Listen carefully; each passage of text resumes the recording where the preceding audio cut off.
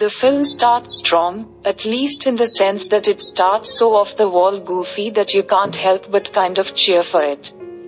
A scientist, Carrie Bichet, is in the Peruvian Amazon searching for a spider whose bites heal. She happens to be very late in pregnancy. A man accompanying her is looking for the same spider in the hopes that it will give him powers. They find the spider, he shoots her.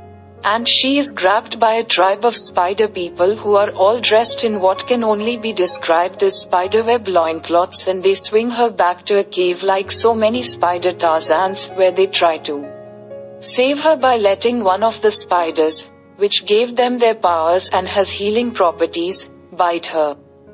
She dies, but the baby lives, and we flash forward to New York City, 2003, when the baby has grown into Cassie Webb, Dakota Johnson, ambulance driver extraordinaire. She's having weird visions that turn out to be glimpses of the future. She can see what happens, and her failure to change what happens leads to the death of a friend, demonstrating to her that with great power comes, By film's end, the visions have somehow transformed into an ability to astral project herself into multiple places at the same time. Which I guess the director and 4 credited writers threw in there because the film's final set piece involving the dodging of fireworks and sheet metal seemed kind of lame. Also seeing glimpses of the future is Ezekiel Sims, Tahar Rahim, the man who killed Cassie's mother all those years ago. In his visions, 3 spider women are hunting him, eventually killing him. Why? We have no idea, but neither does he. Who are they? He has no idea, but he has hacked the 2003 era NSA, which provides him 2023 era tracking abilities.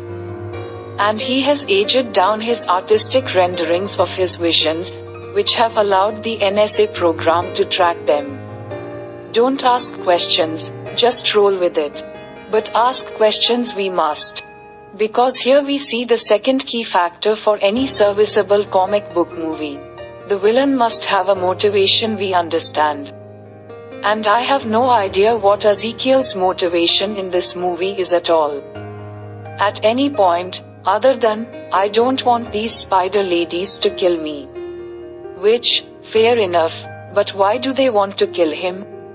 How has he gotten rich in the intervening decades? Did the spider bite turn him into a genius businessman? Is he a villain, using his powers for ill? Has he become a spider protector like the spider Tarzans from earlier? And feels he must kill the spider women to keep saving the city? No idea.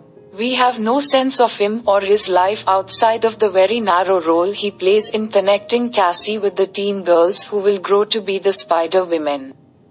In short, Madam Web is a bad movie. It could have been an extravagantly goofy bad movie as promised in that opening sequence with the spider Tarzans. Venom was also a bad movie.